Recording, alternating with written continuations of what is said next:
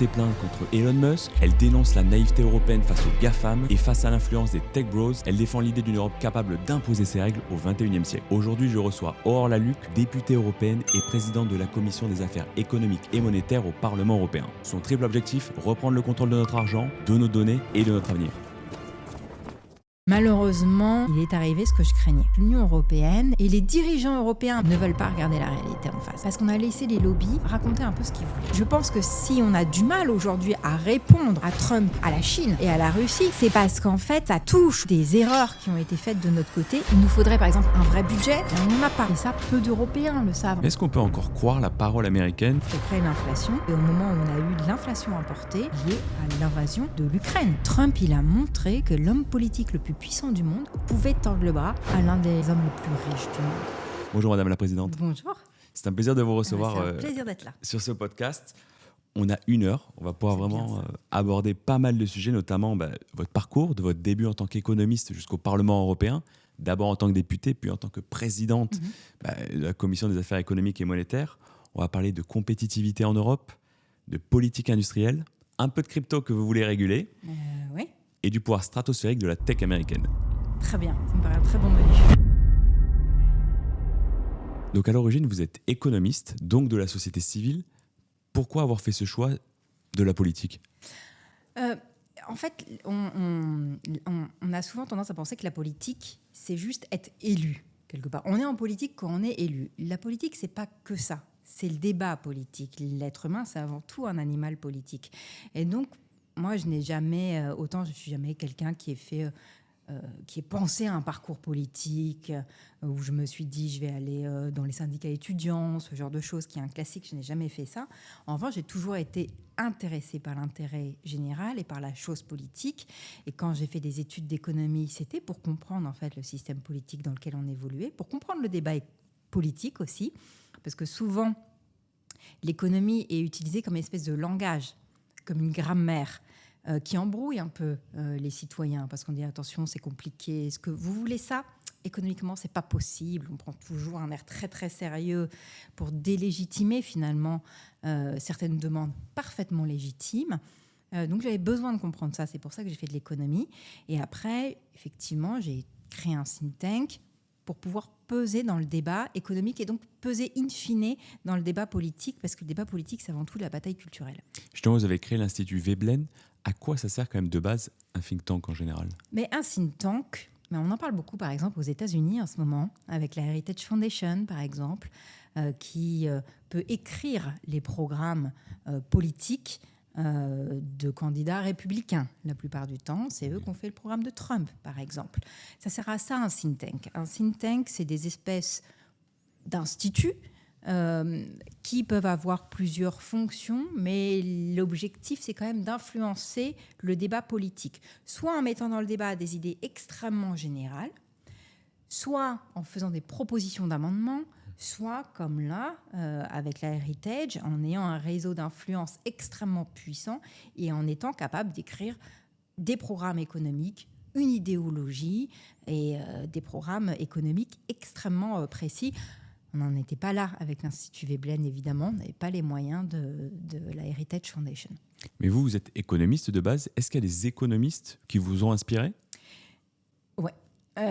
Oui, et c'est d'ailleurs pour ça que j'ai pas un parcours politique traditionnel, dans le sens où c'est pas forcément certains politiques qui m'ont inspiré.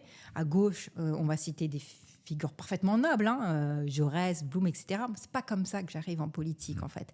C'est déjà plutôt avec des figures américaines et des économistes, la plupart du temps. J'ai commencé par un Britannique, Keynes.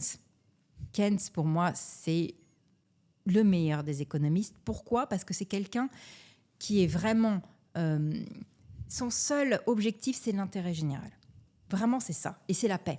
C'est un économiste qui est marqué par la guerre. Donc, il cherche vraiment à créer les conditions en permanence de la paix. Et pour ça, il est capable de remettre en cause son logiciel, en fait. Il perd pas, si vous voulez, il perd pas sa ligne intellectuelle, ses objectifs. En revanche, s'il est capable de se dire, sur ce moyen-là, j'ai peut-être eu tort, etc. Donc, Keynes, c'était pour moi vraiment le plus fort. En plus, avec une très grande culture générale et une très grande profondeur. Minsky, Minsky est aussi un très très grand économiste parce qu'il a une vraie complexité et qu'il ne se laisse pas aller sur des choses simples, disons. Il n'essaie pas d'être complexe pour être complexe, il est complexe parce qu'il essaye de comprendre le monde. Et puis Galbraith, père et fils, parce que ce sont des personnes qui ont quelque chose d'extrêmement important, tous deux, c'est la qualité des termes du débat. C'est-à-dire que souvent, ce qui est compliqué dans la démocratie, c'est que les termes du débat sont mal posés. Et tous les deux ont cette capacité, déjà, ils ont une plume exceptionnelle, et de mettre les mots. Et ça, je pense que c'est vraiment quelque chose d'extrêmement important, d'arrêter de parler par euphémisme, d'avoir une précision dans le langage, de poser correctement les termes du débat. Sinon, on n'arrive pas à avoir un débat politique correct. Et puis après, j'ai plein d'autres économistes français. Je pense à Laurent Cialhomme, Isabelle Coupé-Soubeyran, Éloi Laurent, Éric Caillé, Dominique Méda, qui là aussi sont à la fois de très forts techniciens et en même temps des gens à même, là encore, de poser les bonnes questions et de poser correctement les termes du débat.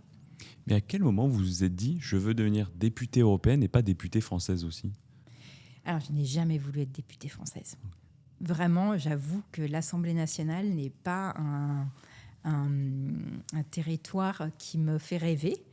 Et je suis tout à fait pleine d'admiration pour les gens qui sont capables d'aller à l'Assemblée nationale, pour le dire sincèrement. Plusieurs choses. Un, j'ai toujours été très pro-européenne. Je suis petite fille de résistante. Comme beaucoup de gens, ma famille a été marquée par la guerre. Et je pense qu'un grand nombre de problèmes peuvent être résolus au niveau européen. Donc, je suis fédéraliste, pro-européenne. Pour moi, la question d'avoir un mandat européen est une évidence.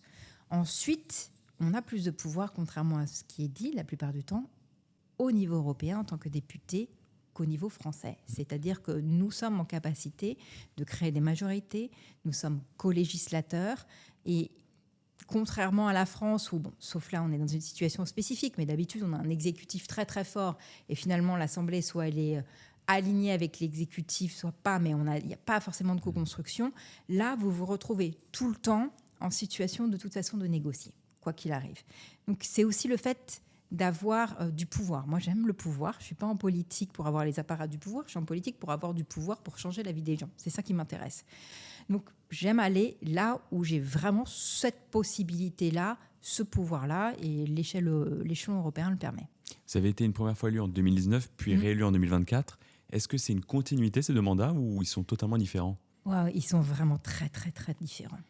C'est deux mandats qui n'ont rien à voir. Ils sont d'une très grande brutalité, d'ailleurs, dans leurs différences. Le mandat de 2019 à 2024, c'est un mandat très positif, plein d'espoir. On est au moment, d'ailleurs, où il y a les marches pour le climat, etc. Et la classe politique écoute, pour une fois, pas pour une fois, mais écoute, elle ne le fait pas tout le temps. La jeunesse prend ce virage environnemental et donc scientifique. Et donc, arrive le Green Deal au niveau européen. Donc pendant 5 ans, et ce n'est pas parfait le Green Deal, je tiens à le dire, c'est-à-dire qu'on a été beaucoup plus sur la norme et la règle plutôt que sur, moi, à mon avis, ce qu'il aurait fallu faire, l'anticipation, le soutien aux moins aisés pour qu'ils puissent acheter une voiture. Truc très simple, mais dont tout le monde a besoin, notamment quand il n'y a pas de transport en commun, une voiture électrique, pour faire de l'investissement. Il nous manquait le volet soutien social et investissement. Mais on a été le premier continent à se mettre en conformité avec la réalité scientifique. Donc, tout a découlé de cela. Et il se passait quelque chose d'intéressant. Là, on est dans un mandat qui est beaucoup plus compliqué. Pourquoi ? Parce qu'en interne, au niveau européen, ça a changé. C'est-à-dire qu'il y a une extrême droite beaucoup plus puissante, beaucoup de populisme, un retour sur des acquis scientifiques. Donc, on est attaqué en notre sein. Et par ailleurs, il y a le mandat Trump qui vient tout changer. C'est-à-dire que ce mandat-là permet notamment à certains lobbies de dire regardez, aux États-Unis, ils sont en train de tout déréglementer, donc vous comprenez, nous, on doit faire la même chose, etc. etc. Donc, c'est un mandat où il faudrait être extrêmement ambitieux pour faire face à la Chine, à la Russie et aux États-Unis, parce que les blocs se sont reformés et ils sont extrêmement hostiles vis-à-vis de l'Union européenne. L'Union européenne pose un problème à ces trois entités, fondamentalement. Donc, il faudrait qu'on soit extrêmement, extrêmement ambitieux. Et au lieu de ça, on se retrouve dans une situation où on doit essayer de défendre en permanence l'acquis qui est attaqué, soit à l'intérieur des frontières de l'Union européenne, soit à l'extérieur, avec notamment les États-Unis. En effet, on reviendra, je pense, sur Trump et sur le mandat européen très rapidement. J'avais juste une question un peu qui sort un peu de la vie du travail, mais c'est-à-dire que quand on a un poste aussi important, est-ce qu'on arrive quand même à se sortir la tête de tous ces sujets quand même au quotidien, où on pense politique matin, midi et soir quand même? Mais c'est très difficile parce que quand vous présidez ce type de commission, c'est une commission qui est énorme, qui a énormément de ramifications. Vous devez prendre des décisions et faire des validations tout le temps. Donc, vous n'avez pas cette possibilité d'être en déconnexion. La déconnexion est vraiment un moment exceptionnel. J'essayais justement de calculer le nombre de fois que j'avais pu déconnecter cette année. C'est très, très rare. C'est impossible, en fait, pour le dire clairement. C'est impossible. Vous êtes toujours rattrapé par soit quelque chose qui se passe aux États-Unis, soit quelque chose qui se passe en interne au niveau européen. Il faut toujours, toujours, toujours être sur le qui-vive et non, on ne déconnecte pas. Voilà. Je comprends. Et justement, vous êtes présidente de la Commission des affaires économiques et monétaires au Parlement européen. À quoi elle sert cette commission de base ? Alors, cette commission, elle sert à faire de la législation, déjà. Vous savez, au Parlement européen, vous avez un certain nombre de commissions. C'est un parlement de spécialistes, le Parlement européen. On est plus de 700, donc on ne peut pas débattre de tout en plénière, ce n'est pas possible. Donc, on travaille par commission. Et la Commission des affaires économiques et monétaires va s'occuper de tout ce qui est réglementation bancaire, financière, qui s'applique aux États membres, donc à la France, etc. Va s'occuper de la question de la concurrence, de la compétitivité, des instruments économiques. En fait, et de la question monétaire. Donc, par exemple, on reçoit souvent Christine Lagarde de la Banque centrale européenne. On reçoit aussi souvent la présidente de la Banque européenne d'investissement. En fait, nous, on va s'intéresser à tout ce qui est transversal. Vous avez des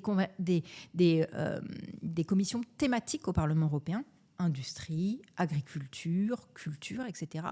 Nous, on va être transversal à tout ça, c'est-à-dire que ça va être vraiment l'économie et son financement au sens large du terme. Donc vraiment quelque chose de très, très technique, mais extrêmement important, parce que s'il y a une crise, c'est chez nous que ça se gère.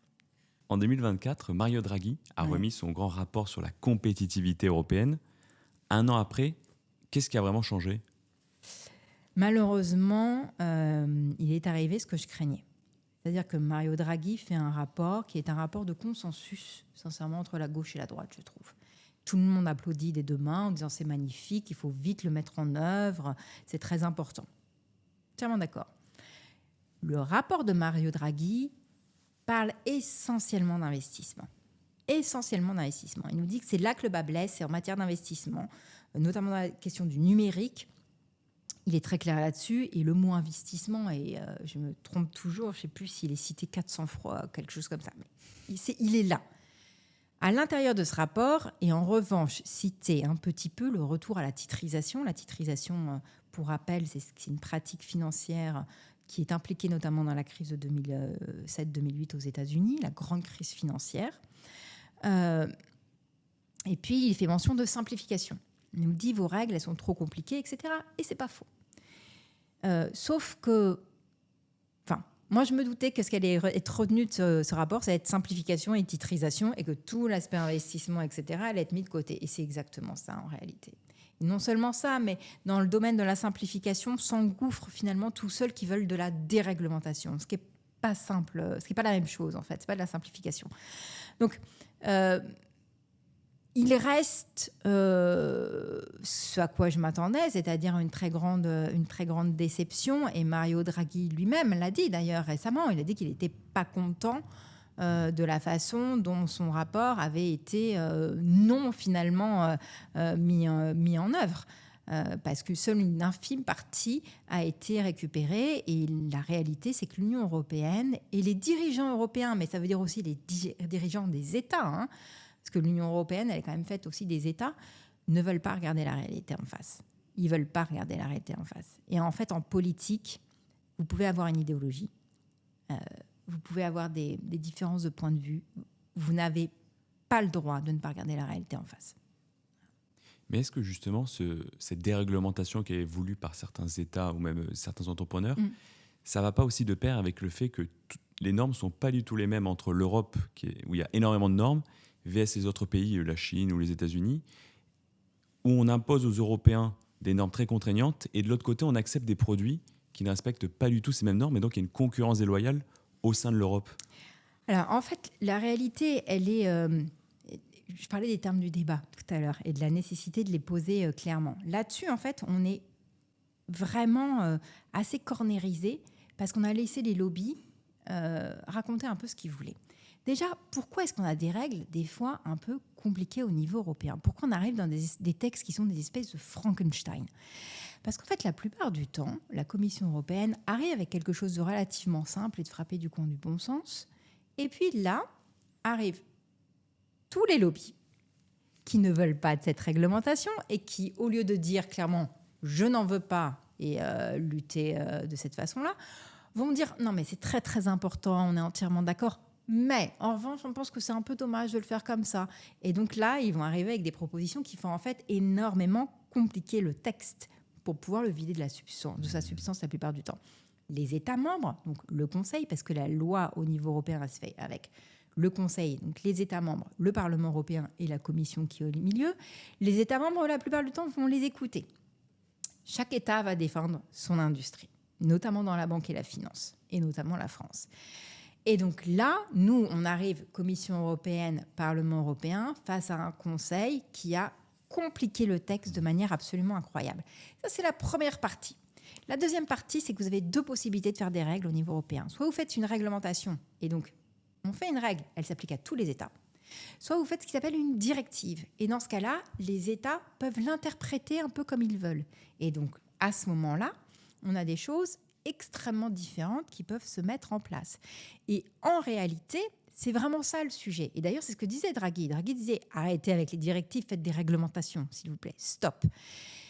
Au sein de l'Union européenne, on a des barrières tarifaires, et c'est le Fonds monétaire international qui l'a démontré, qui peuvent aller jusqu'à 110%. Parce qu'en fait, au sein de l'Union européenne, nos législations sont très différentes, notamment du fait de ces directives. Et en fait, c'est ça le sujet. C'est qu'on devrait déjà voir comment nous, on peut faire des choses simples, pas déréglementer, des choses simples, et les faire au niveau européen. Ensuite, je vais prendre un exemple que je connais bien, qui est la banque et la finance. Il y a certaines banques qui viennent nous voir, qui nous disent « regardez, ils sont en train de tout déréglementer aux États-Unis, et donc c'est la concurrence déloyale ». Mais en fait, il y a un truc, c'est que, les banques européennes, notamment françaises, vont très bien. Elles sont extrêmement profitables. Regardez les dividendes, etc. Ça va très, très bien pour elles. Donc voilà, il faut arrêter. Et ensuite, la réglementation bancaire, elle n'est pas faite pour la question de la compétitivité uniquement. Elle est faite aussi parce qu'en fait, je me rappelle d'un économiste assez libéral qui comparait la finance au nucléaire en disant il faut que ce soit toujours extrêmement bien réglementé parce que s'il y a un problème, par contre, c'est massif. La finance et la banque, c'est ça. On ne peut pas...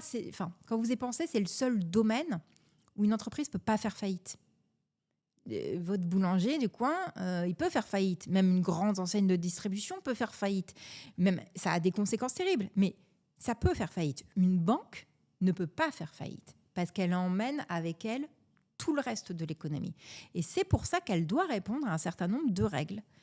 Et donc, c'est pas une question... et c'est une question de compétitivité, par ailleurs. Parce que si jamais on a un crash bancaire, financier ou quelque chose de ce type, regardez l'état de la dette et des déficits publics en France, on n'a pas les moyens, aujourd'hui, d'absorber de tels chocs. Donc, pour des questions aussi de compétitivité, pour pouvoir nous garder de la marge de manœuvre et pouvoir dépenser côté argent public, il faut que les banques et la finance respectent un certain nombre de règles. Tout à l'heure, on a parlé d'investissement. Du coup, chaque année, il y a 300 milliards d'euros d'épargne européenne qui va financer aux États-Unis. Ouais. comment on fait justement pour rapatrier cet argent pour investir dans les entreprises européennes? Alors, c'était l'idée de faire l'union des marchés de capitaux au niveau européen. Il y a un certain nombre d'étapes à avoir qui ne sont pas des trucs très glamour. Il faut un superviseur unique, il faut une harmonisation du droit des obligations, des faillites, etc., etc. C'est des choses comme ça qu'il nous faudrait. C'est très, très, très technique. Puis après, il faut aussi quelque chose qui s'appelle des débouchés. La finance, c'est un tuyau, en fait. C'est vraiment un tuyau, la finance. Et donc, il faut prendre l'argent, mais pour pouvoir l'emmener quelque part. Et ce qui nous manque, en fait, surtout au niveau européen, c'est des projets sexy dans lesquels on a envie d'investir. C'est ce qui se passe aux États-Unis. C'est ça, aujourd'hui, dont on a besoin aussi, à mon avis. Après, là où moi, j'ai quelques difficultés, c'est que d'un côté, on se dit qu'il faut faire l'union des marchés de capitaux, et c'est l'un des mandats principaux de la commission que j'ai l'honneur de présider. Moi, je veux bien travailler de 4 du mat à minuit pour faire ça, mais si de l'autre côté, j'ai la Commission européenne qui m'explique qu'elle va financer en partie l'économie américaine, parce que je ne vois pas trop d'ailleurs comment c'est possible, mais bon, c'est dans l'accord avec les Américains, je ne vois plus l'intérêt dans ce cas-là. Voilà. Mais c'est que ça, c'est une gigantesque contradiction. L'Union européenne qui signe pour 600 milliards d'énergie, et ensuite nous dit qu'il faut investir en Europe. En fait, plus personne ne comprend vraiment où on va. Pour moi, c'est une perte de crédibilité absolument terrifiante, ce moment-là. Tout est terrifiant dans ce moment. C'est-à-dire le moment où Ursula von der Leyen est avec Donald Trump, chez Donald Trump, hein, dans son hôtel golf ou je ne sais plus trop quoi, à l'écouter raconter n'importe quoi, c'est un moment extrêmement humiliant. Et elle oublie qu'elle représente, au sens strict des termes des gens, à ce moment-là, elle représente chaque Européen. Et quand elle est humiliée, en fait, c'est chaque Européen qui est humilié. Donc, on ne fait pas ça. On ne se fait pas ça. On ne fait pas ça aux Européens. Et ensuite, de quel deal on parle ? Enfin, pour moi, un deal, c'est quelque chose qui est signé. C'est un accord. Là, on a vu quelque chose. On a strictement rien qui est signé. Et par ailleurs, c'est quelqu'un, comme je dis toujours, dont le business model, c'est de nous taper dessus. Il n'arrêtera jamais. Et donc, on a ce fameux deal. Et le lendemain, on nous dit que Donald Trump arrête un projet européen sur le sol américain qui met le géant des renouvelables européens en quasi faillite. Ils sont obligés de lever des milliards en urgence. Il attaque Ozempic, qui est le produit phare pharmaceutique européen, quoi qu'on en pense. Il nous explique le mercredi attention, si on met une taxe sur les GAFAM, on va voir ce qu'on va voir. Donc, de quel deal parle-t-on ? Et nous, on est en train de dire, après avoir encensé le rapport Mario Draghi un an avant, qu'on va donner 600 ou 700 milliards aux Américains sur des trucs en plus qui n'ont aucun sens, le GNL, etc. Enfin, vous parlez avec des énergéticiens, ils vous disent mais de toute façon, on n'a pas besoin de tout ça. Enfin, c'est n'importe quoi.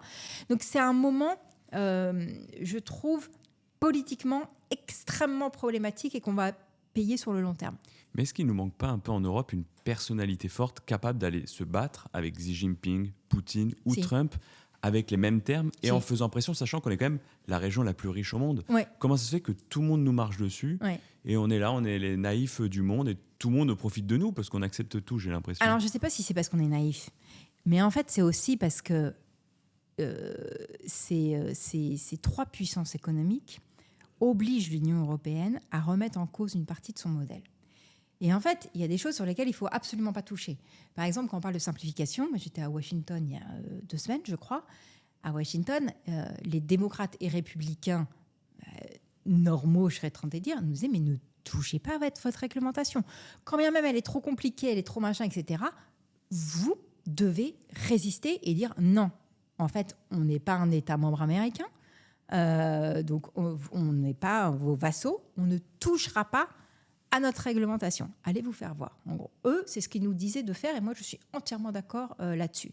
En fait, la réalité, c'est que la situation actuelle, elle prouve quoi ? Elle prouve que l'Union européenne n'a pas fait de politique industrielle ces dernières années et que c'est pour ça qu'elle n'a pas de semi-conducteurs, c'est pour ça qu'elle n'a pas de géants du numérique, c'est pour ça que plein de choses finalement. Et ça, en fait, ça touche au cœur d'une partie du logiciel politique des États membres, mais aussi de l'Union européenne ces dernières années. Dans le dernier mandat, puisqu'on en parlait tout à l'heure, moi, quand j'étais face à Vestager, qui est une femme remarquable sur un certain nombre de sujets, sur d'autres, quand je disais le mot politique industrielle, c'est comme si je parlais de syphilis en grand public. Enfin, c'était où j'insultais sa mère. Enfin, pardon. Mais en fait, il y avait vraiment un côté, mon Dieu, mais pourquoi parler de politique industrielle ici ? Et on était en capacité de vous sortir des éléments de langage. Je me rappelle, il y en a un qui m'avait fait halluciner. Vestager me répondant, aucun pays ne s'est jamais développé avec des subventions. Et j'ai dit, enfin, je ne connais pas un seul pays qui ne s'est pas développé avec des subventions. Vous regardez n'importe quel pays, à chaque fois qu'on est dans une phase de développement, le pays va, au contraire, l'État va être dans un moment de capitalisme d'État et il va flécher. Certes, il va faire venir des investissements de l'étranger, etc., mais ça va répondre à une stratégie précise, toujours en fait. Ils vont planifier, comme les entreprises planifient d'ailleurs. Et en fait, je pense que si on a du mal aujourd'hui à répondre correctement à Trump, à la Chine et à la Russie, c'est parce qu'en fait, ça touche aussi des erreurs qui ont été faites de notre côté et qui fait qu'économiquement, on est à la fois extrêmement fort, parce que ces gens-là... Les GAFAM ne vivent pas sans le marché européen. Vraiment, ils ne vivent pas sans nous. Donc, on est à la fois extrêmement fort et en même temps, il y a une rupture idéologique à faire et un deuil à faire que l'Union européenne n'est pas capable de faire pour l'instant. Mais comme les États membres, je veux dire, c'est les mêmes, et comme toute une partie du business européen, et je pense qu'eux sont en mode... Enfin, ils se disent, allez, on va faire le dos rond. Trump, c'est une parenthèse. Et à la fin des fins, on va revenir à la normale. Non. Trump n'est pas une parenthèse. Ça, il faut vraiment l'avoir en tête. Et le monde a radicalement changé. Que ça nous plaise, que ça ne nous plaise pas, c'est comme ça. Et donc, on doit malheureusement s'y adapter. Et quand bien même un autre républicain arriverait au pouvoir ou un autre démocrate arriverait au pouvoir, il ne changerait pas radicalement de politique. Certes, ce serait moins fou, moins violent, mais Biden, par exemple, n'a pas défait un certain nombre de choses que Trump avait fait lors de son premier mandat. Donc, il y a une réorganisation très brutale des termes de l'échange qui sont en train d'être faits aujourd'hui, mais ils ne vont pas disparaître du jour au lendemain, donc on doit regarder cette réalité-là en face.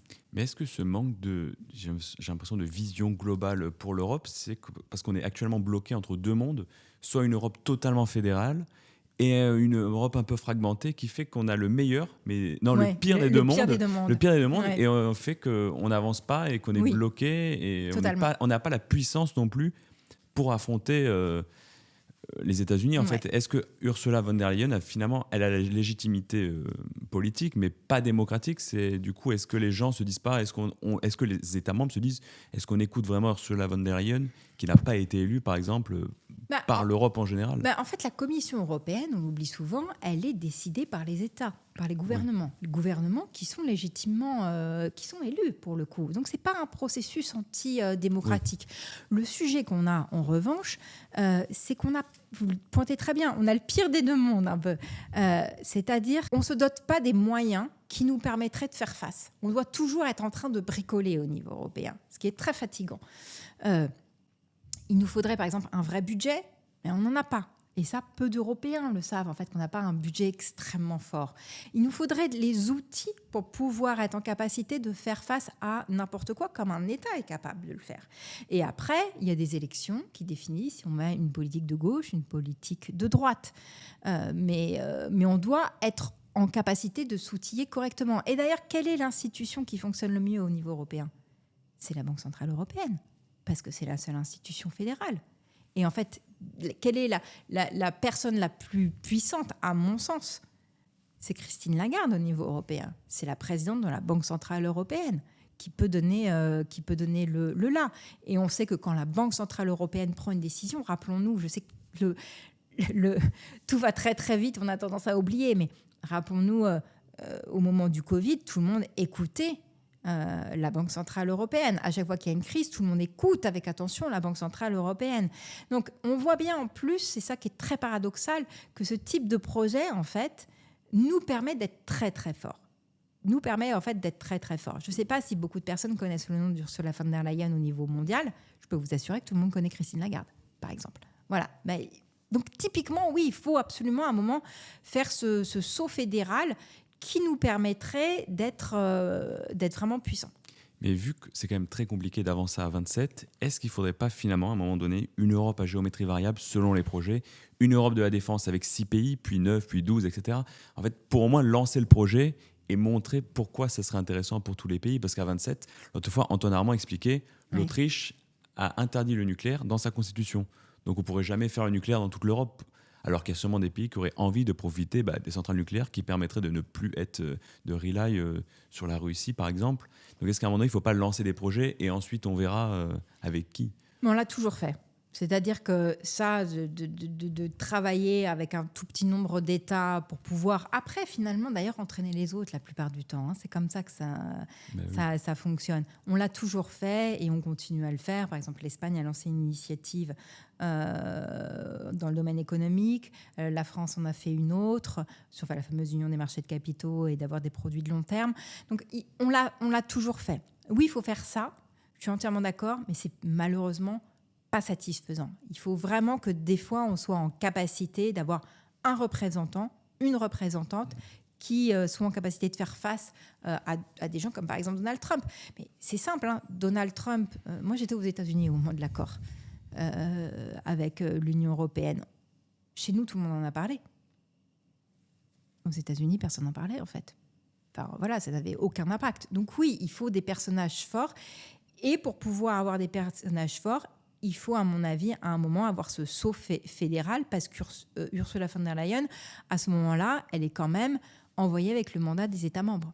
Et c'est eux qui sont quand même assez très contents que ce soit elle qui aille se faire humilier sur ce canapé, parce que tous les États disent « oui, il faut résister à Trump, il faut résister à Trump ».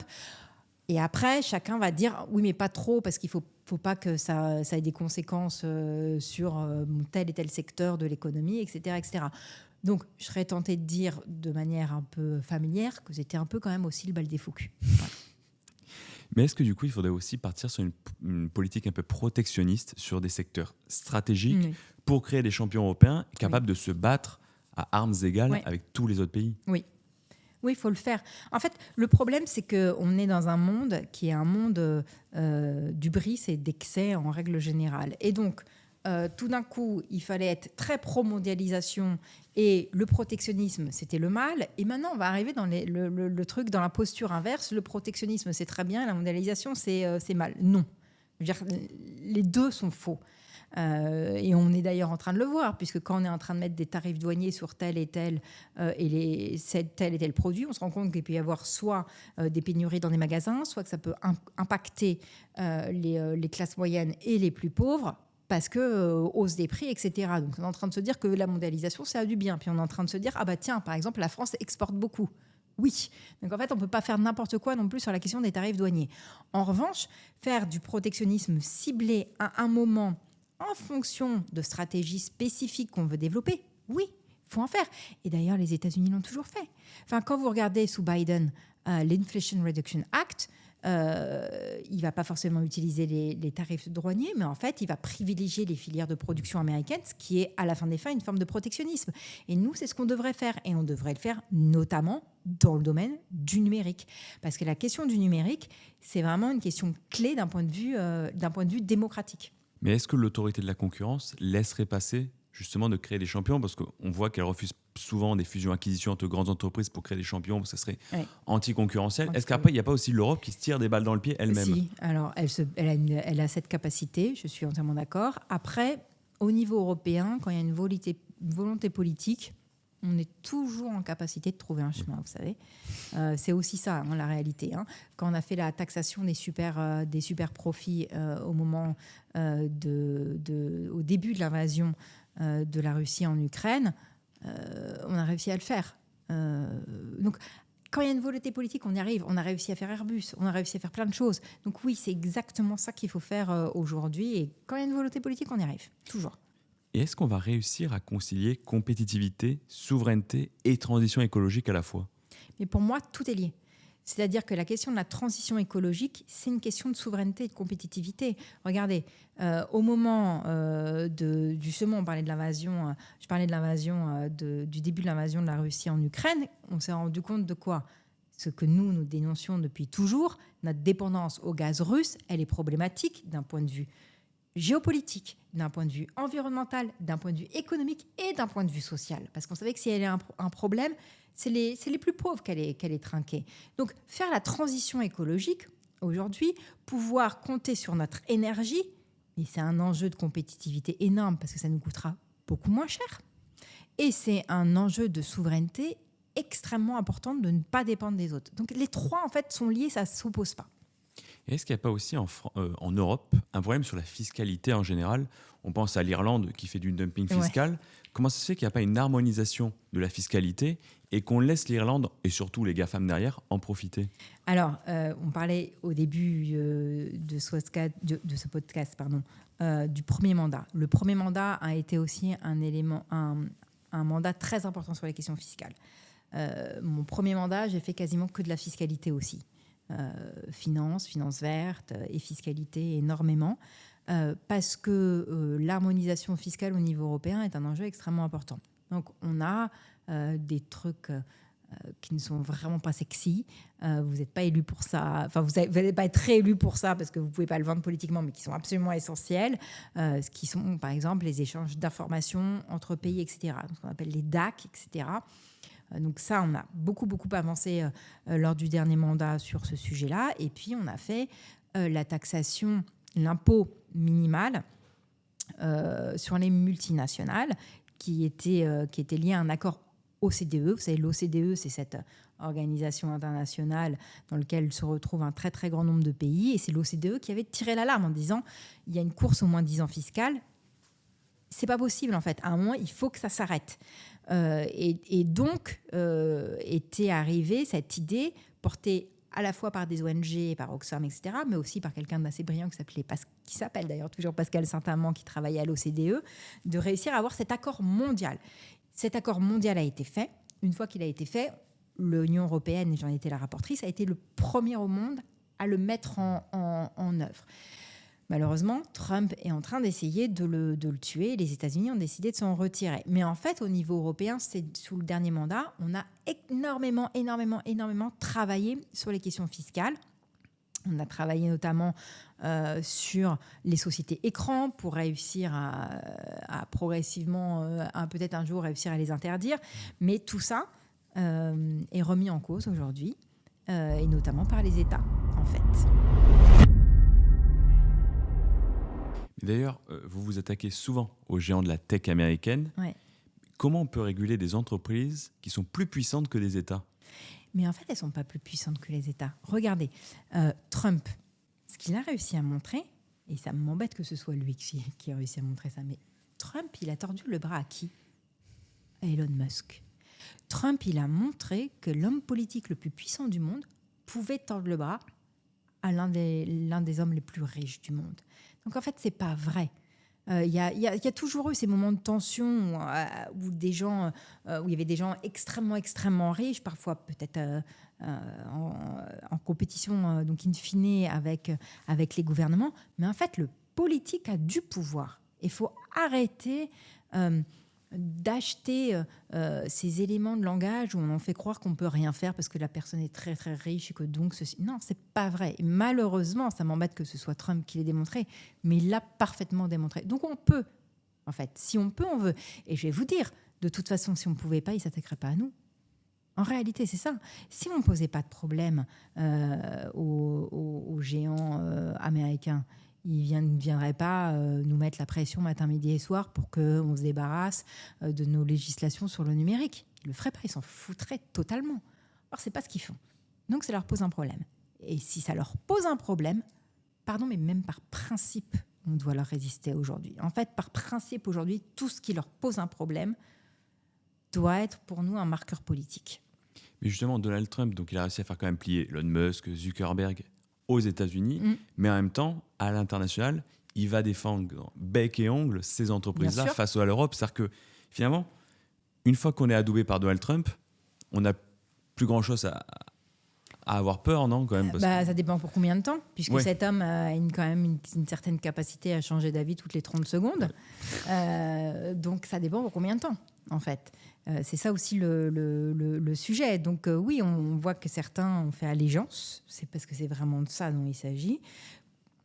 Moi, aux États-Unis, je vois que ce qu'on appelle Corporate America est très, très silencieuse. C'est-à-dire qu'en gros, les gens ont peur. Je veux dire, clairement, ils ont peur. Donc on ne les entend pas. Et on ne les entend pas parce qu'ils savent très bien que c'est quelqu'un qui peut être très, très fluctuant. Donc oui, il va leur tordre le bras au niveau national pour qu'ils respectent ce qu'il veut, et au niveau international, bien sûr. Mais parce qu'en fait, ce sont ces médias, fondamentalement. Ce que permettent aujourd'hui ces géants du numérique et ces réseaux sociaux, c'est de diffuser la pensée autour de Donald Trump. Donc il n'a aucun intérêt à ce que ça lui pose, à ce qu'il soit mis en danger au niveau mondial. C'est vraiment un organe qui permet la diffusion d'une propagande massive. Mais est-ce que ce n'est pas aussi ce qui manque en Europe, c'est-à-dire que de ne pas défendre assez aussi nos entreprises européennes dans la bataille internationale? J'ai l'impression qu'elles sont parfois un peu laissées à elles-mêmes. Si on a LVMH face à Donald Trump ou tout le pays, impossible à négocier, ou même pour les Chinois, c'est-à-dire qu'une entreprise européenne, pour aller en Chine, elle doit se soumettre à une liste de conditions incroyables, mais les Chinois qui arrivent en Europe, on les laisse un peu faire tout et n'importe quoi. Non, quand même pas. Quand ils arrivent en Europe, quand même pas. Mais par contre, il y a en fait, le sujet aussi qu'on a, c'est que c'est un moment assez historique aujourd'hui. Et ce qui est en danger, c'est pas n'importe quoi, c'est la démocratie. Et c'est un moment où il faut choisir son camp. Or, qu'est-ce qu'on a vu ? On a vu, au moment de l'élection de Donald Trump, des entrepreneurs français être invités à l'investiture. On a vu des entrepreneurs français aller dans son bureau, se mettre en scène avec Donald Trump ou des entrepreneurs européens. Ce n'est pas admissible. Pour moi, ça n'est pas admissible. Vous ne pouvez pas avoir le beurre, l'argent du beurre et les parts dans la coopérative. À un moment, il faut choisir son camp. Ce n'est pas admissible. Donc, si les entreprises veulent être défendues, il va falloir aussi qu'elles comprennent aujourd'hui qu'on a, dans un moment, il faut qu'on soit solidaires ensemble et qu'on fasse front ensemble. Donc, ces stratégies de passagers clandestins sont, à mon sens, totalement inadmissibles.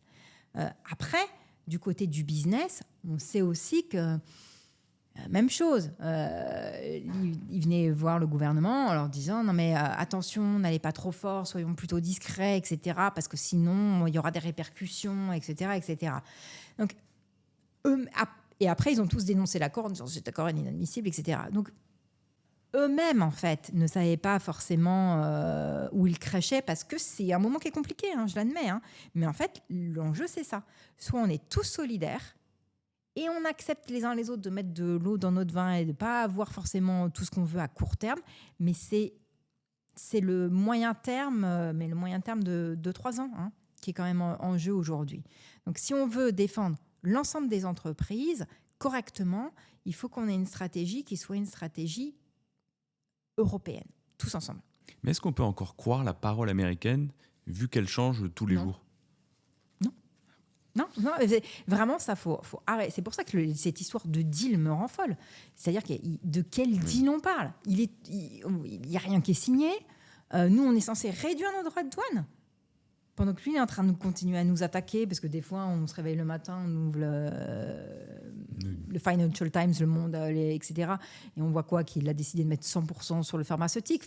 Non, il n'a pas de parole, en fait. Donc non, on ne peut pas le croire. Et c'est pour ça que la seule chose qu'on doit faire aujourd'hui, c'est de se concentrer sur nous-mêmes et voir ce qu'on veut, nous, Européens.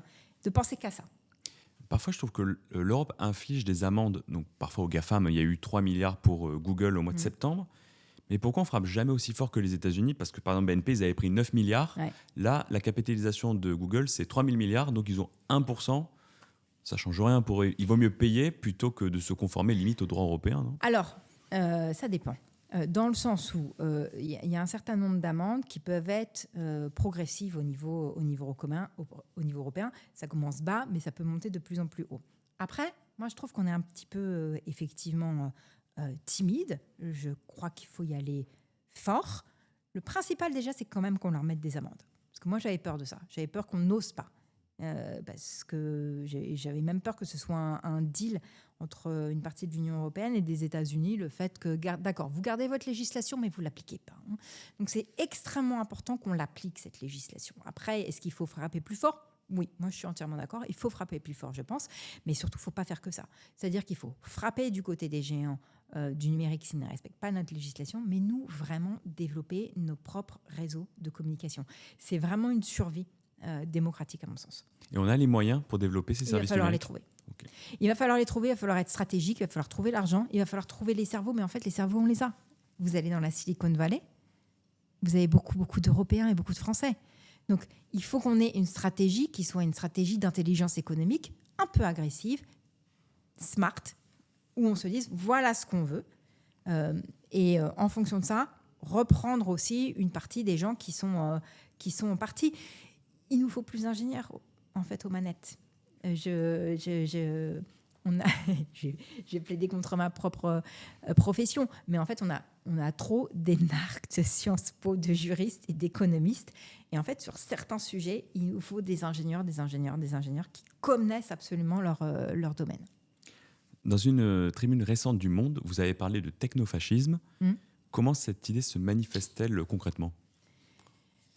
Le technofascisme, c'était cette espèce de rencontre entre ces espèces de technolords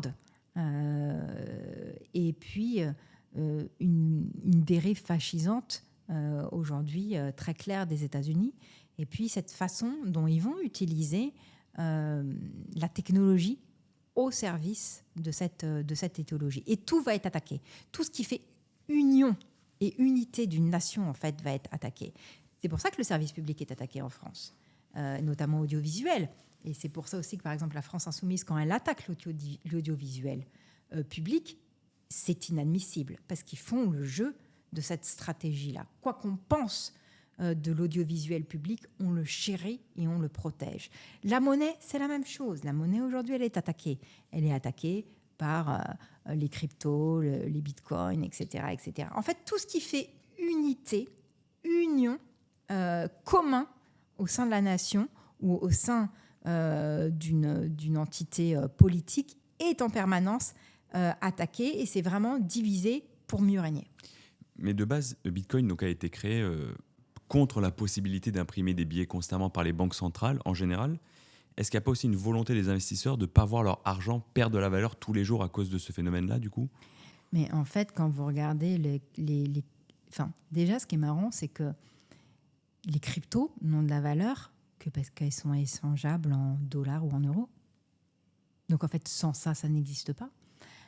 Par ailleurs, on voit les fluctuations sur les marchés. Enfin, il y a eu un nombre de crashs absolument incroyable.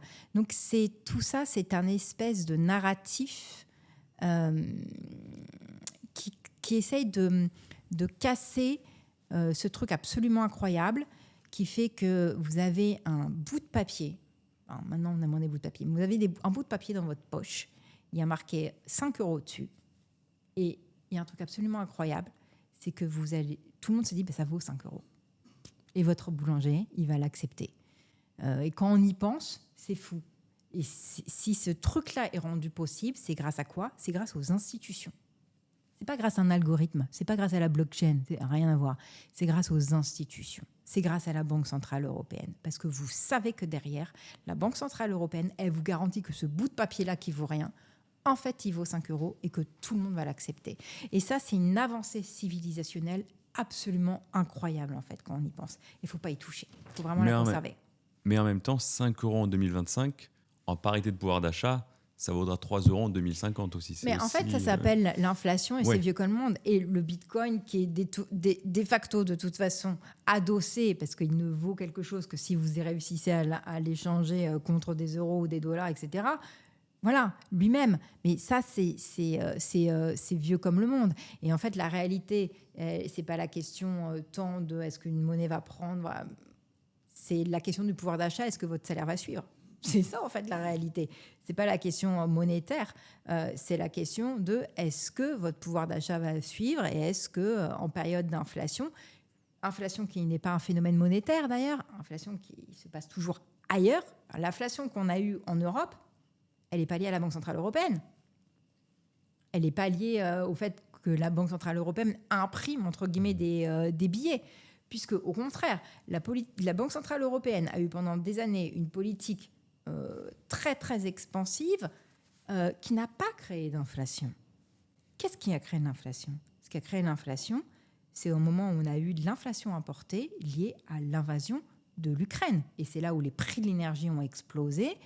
Et ça, c'est une inflation qui ne se résout en rien par un taux d'intérêt. Voilà, donc là, c'est vraiment extrêmement idéologique comme façon de penser, tout ce monde autour des cryptos. Idéologique avec des intérêts financiers bien compris derrière. Et c'est en plus des choses qui sont entièrement fausses. C'est-à-dire, si Friedman avait raison sur la question de la monnaie, ça se saurait. Et je ne pense pas qu'une seule banque centrale n'ait jamais suivi ce type de pensée, parce que l'inflation n'est pas un phénomène monétaire, contrairement à ce qu'on pense.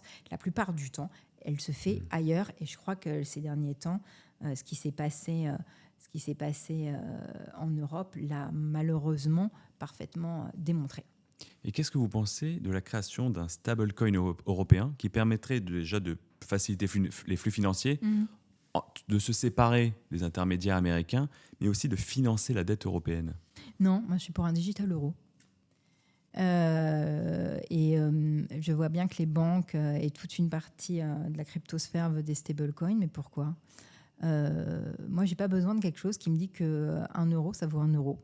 J'ai besoin, dans ce cas-là, d'un euro digital. Pour aller sur ce débat-là, qu'est-ce qui se passe ? Il se passe qu'en fait, on est en train de se rendre compte que nos infrastructures de paiement sont américaines. Visa, Mastercard, etc., c'est américain. Et il nous faut être indépendants de ça. Et d'autant plus que nos données sont aussi là-bas. Il nous faut être indépendants de cela. Et donc, nous, en partie, on va développer ce qu'on appelle le digital euro. Le digital euro, c'est juste des digital cash. C'est l'idée de se dire, en fait, maintenant, les paiements par biais se font de moins en moins. Nous, du côté européen, et la Banque centrale européenne va toujours garantir le fait qu'il y ait du cash, toujours.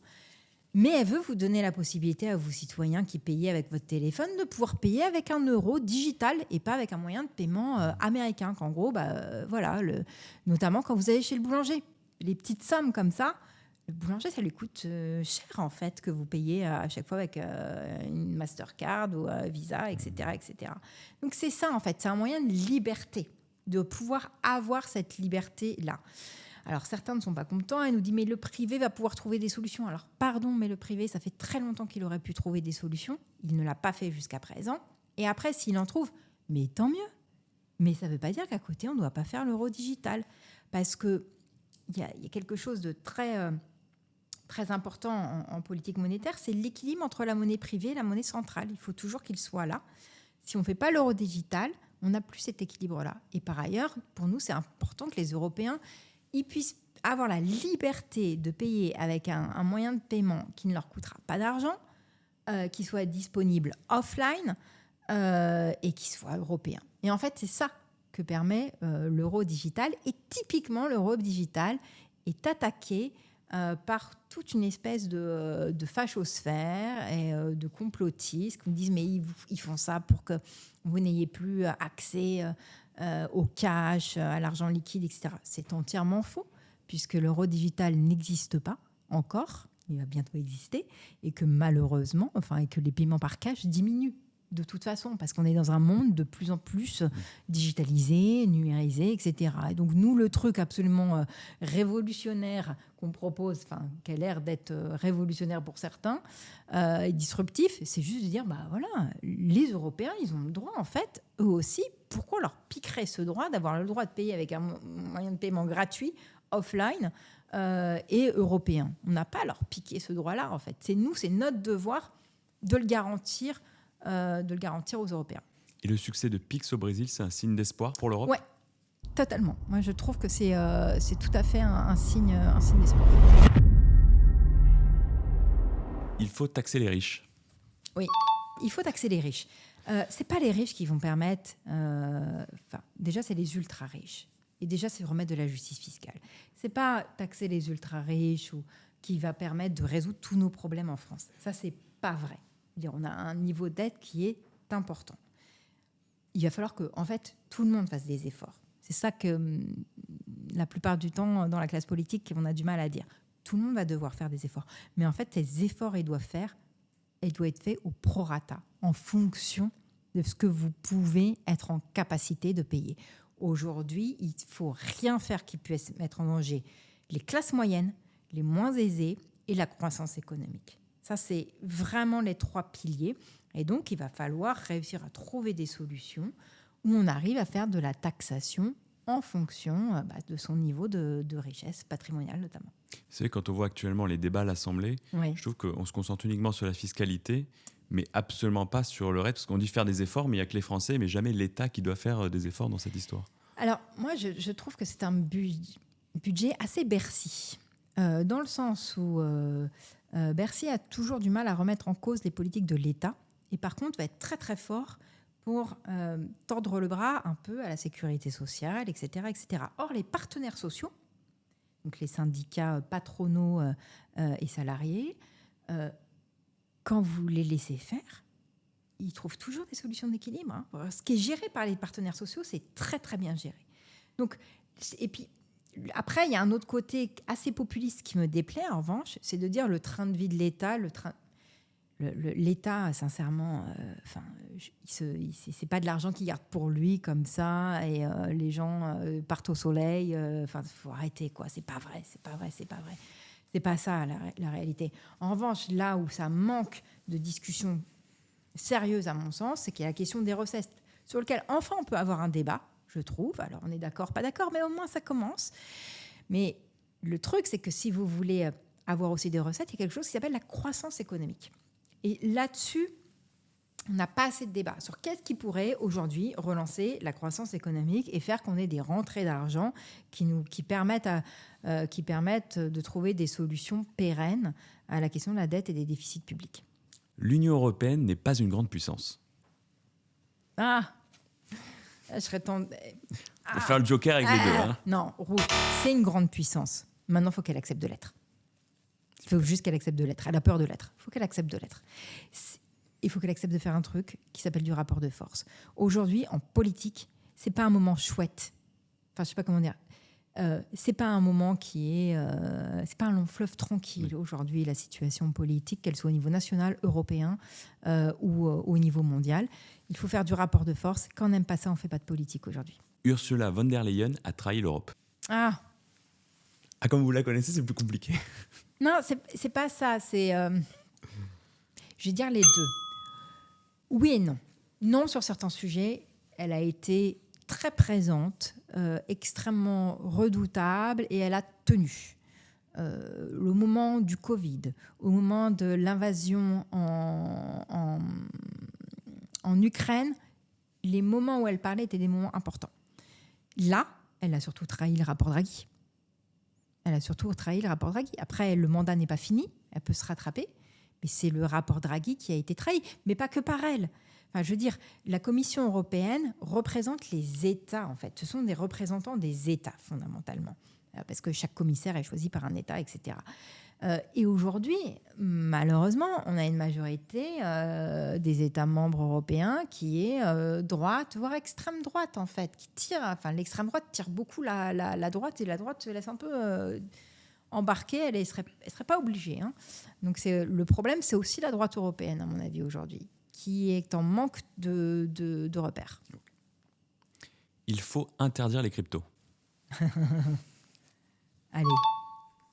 On n'est pas obligé de les interdire, en vrai. Sur le papier, c'est impossible. Oui, mais de toute façon, le sujet n'est pas là, en fait. Je mets vert par provocation. C'est pas ça, mais à quoi ça sert? En fait, moi, mon sujet, il est là. À quoi ça sert? Moi, un produit financier, qu'on soit côté produit financier, donc asset, ou côté monnaie, ça sert à quelque chose. Ça sert à quoi? Mais il y a des cryptos qui sont adossés à des projets. On pense par exemple à Ripple, dont le but c'est de remplacer Swift, par exemple, à l'international. Moi, pour l'instant, qu'on me démontre l'objectif. Pour l'instant, moi, je vois des gens qui se font beaucoup d'argent qui se sont fait beaucoup d'argent à un moment où c'était d'ailleurs quasiment pas réglementé. Et je suis désolée de le dire ainsi, mais c'est la réalité. C'est pour moi un écosystème, comme il s'appelle, et il aime s'appeler, très proche des Trumpistes. Et je vois qu'en France, qui est-ce qui défend les cryptos? Je suis navrée de le dire, mais c'est toute une partie de l'extrême droite. Voilà. Donc, à eux aussi, à un moment, de faire montre, s'ils en sont capables, d'introspection et de remise en cause. Moi, pour l'instant, j'ai jamais vu l'intérêt. Donc, interdire, c'est surtout de la réglementation qu'il faut faire. Mais comme je le disais, on est dans un moment où il faut choisir son camp. Mais est-ce que c'est pas aussi parce que nous, on est européens et qu'on a une monnaie stable et qu'il y a des pays où justement où la monnaie perd de la valeur tous les jours? On peut penser Salvador, Argentine, et vous dites je vais en crypto pour éviter que mon argent perde de la valeur tous les jours à cause de cette hyperinflation, par exemple. Vous vous rappelez des crypto-crash de Binance, etc. Mais souvent, certains vont comparer ça aux crises qu'il y a eu dans les années 2000 sur les startups américaines où les gens ont perdu de l'argent pour autant. Donc, il y a énormément de gens qui ont perdu énormément d'argent dans les cryptos so far. Donc, vous savez, moi, ce truc de ça va nous apporter la stabilité, ça va nous apporter la sécurité, ça n'a jamais apporté la stabilité. La sécurité, moi, je suis désolée, mais les cold wallets, les clés, etc., je ne trouve pas que ce soit des moyens de sécurité. Je trouve que le fait qu'on ait été en capacité à un moment de faire en sorte que les individus ne protègent pas leurs propres actifs financiers dans des coffres, mais que ce soit centralisé dans des banques et que ce soit la banque qui prend les risques et puis après ce soit dématérialisé, etc. Mais en fait, ce sont des avancées en termes de civilisation. Pourquoi ? Parce que ça fait que vous ne faites pas braquer chez vous, en fait. Donc, moi, je n'arrive pas à voir les bénéfices, tout ça. Pour moi, c'est du marketing enveloppé d'une pseudo-idéologie pour servir des intérêts d'individus très marqués. Et par exemple, si ça se développe aux États-Unis, allez pas me dire que le dollar n'est pas une monnaie stable. Le dollar, c'est la monnaie de réserve au niveau mondial. Il n'y a pas plus, normalement, on va voir sous Trump, mais normalement, il n'y a pas plus stable que le dollar. Vous savez que, quoi qu'il arrive derrière, les États-Unis, l'une des plus grandes puissances du monde, la défendra. Donc, ce narratif, en fait, il ne tient pas. Pour moi, c'est vraiment de l'emballage marketing pour d'autres fins. Et la dernière que je pose à tout le monde, l'argent fait le bonheur. Il y contribue, hein. Tout le monde me répond ça plus ou moins. Non, mais enfin... Ça achète la liberté, souvent, on me dit. Pardon ? Ça achète la liberté, souvent, on me répond, de pouvoir faire ce qu'on veut, de pouvoir faire plaisir à ses proches, de pouvoir ne pas travailler à un instant T, de pouvoir se faire plaisir, en fait. Mais écoutez, moi, j'ai grandi en banlieue parisienne. J'ai jamais eu à me plaindre, mais j'ai grandi au milieu de personnes qui pouvaient se plaindre, et légitimement. Et donc, quand j'entends que l'argent ne fait pas le bonheur, dans ce cas-là, donnez. Donner l'argent aux gens qui en ont besoin. Je pense que ça leur fera beaucoup de bien. Écoutez, merci Madame la Présidente d'avoir été sur ce podcast. N'hésitez pas à liker, commenter, à partager et à vous abonner car ça soutient la chaîne. Je mettrai également le compte Instagram de Madame la Présidente dans la description de la vidéo YouTube. On se retrouve pour le prochain épisode. Merci à vous.